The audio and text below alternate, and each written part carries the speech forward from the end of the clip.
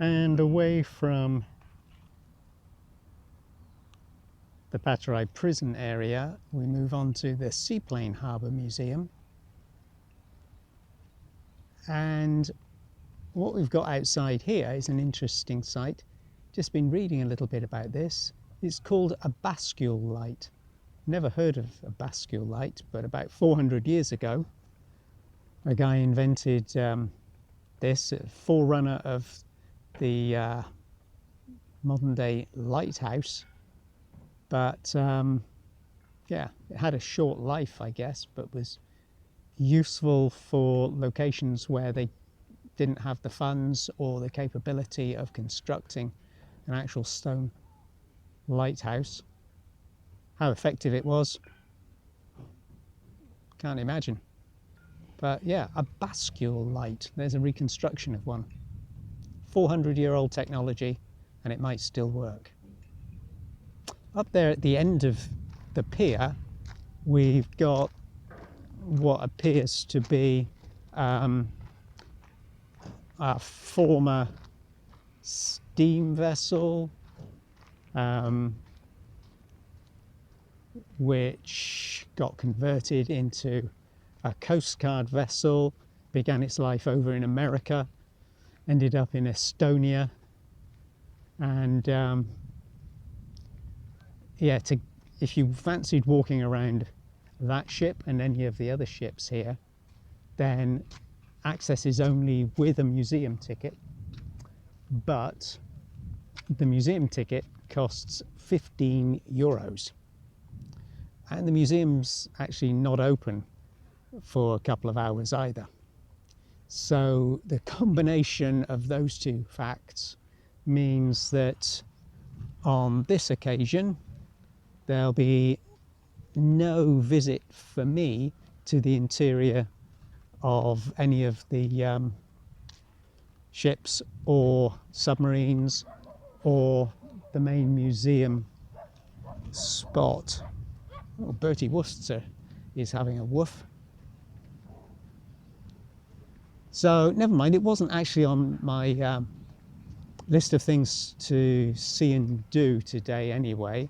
This is just a pre-breakfast early morning walk, just to enjoy some sea air and sunshine before it gets too hot, get away from the hustle and bustle of the city.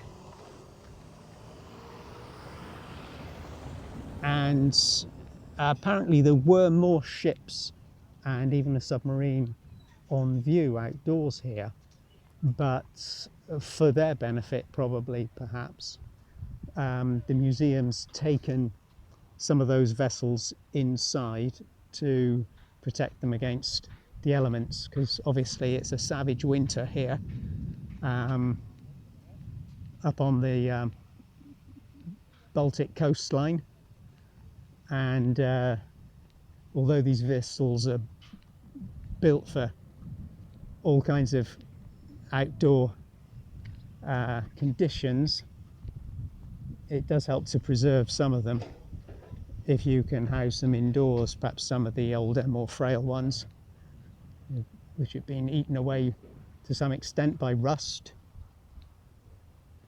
over the years. But there are also some other vessels which are separate and run as tourist vessels for the nearby islands just off the coastline here. So I don't know what the schedule is or what the prices would be. But as I'm not a good traveller on the sea, it wouldn't be one of those things which tempted me. You know, if you travel across the Baltic Sea on a big ferry and you've looked in advance and weather conditions are in your favour, so it's not going to be too choppy, then yeah, if you've got a weak stomach like me, then that's tolerable, hopefully. Take a seasick tablet just in case in advance. But yeah, the smaller boats, even on a fairly still day, it seems, just a light breeze. No. There's enough to see and do in Tallinn, I think, to keep me occupied without going out onto a smaller boat. Although some of them are very attractive, as you can see. This one's probably not available for hire.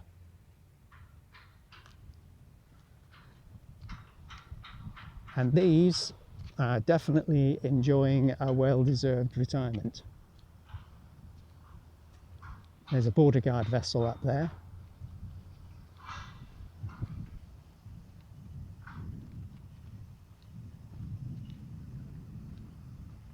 And it looks as though this is the extent of the Seaplane Harbour and the exhibits on view. Just casting an eye around.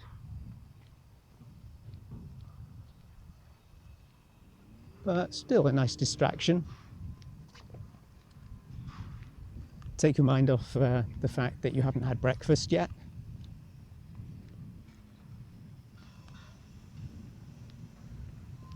And the last ship.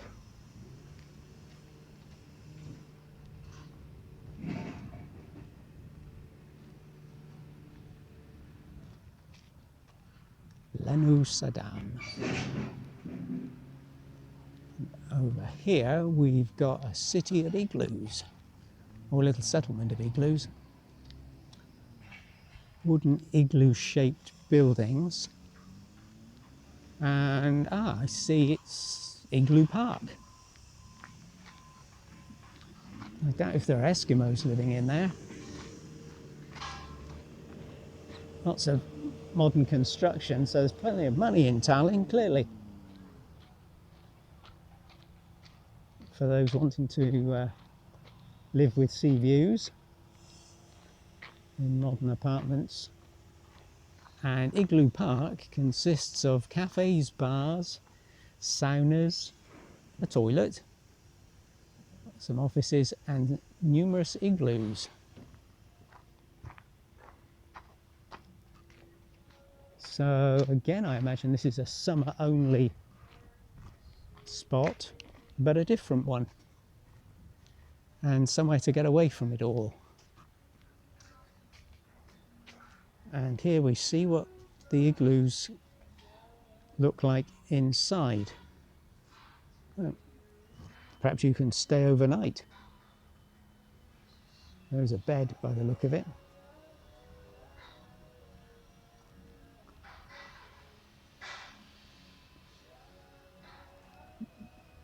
Dip in the sea. Certainly warm enough, I imagine, now.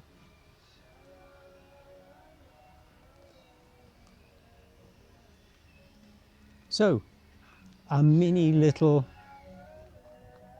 community escape. Perhaps it's something like the beach huts you'd get in other countries, such as the UK,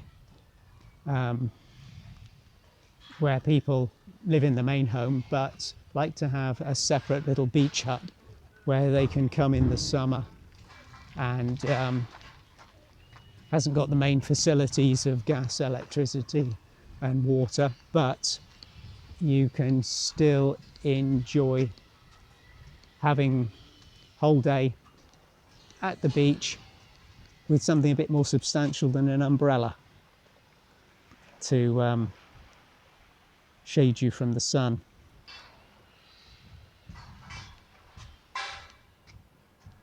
And more igloos, they go on and on.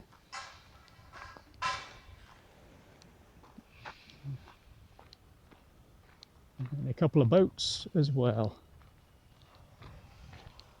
And more new modern buildings.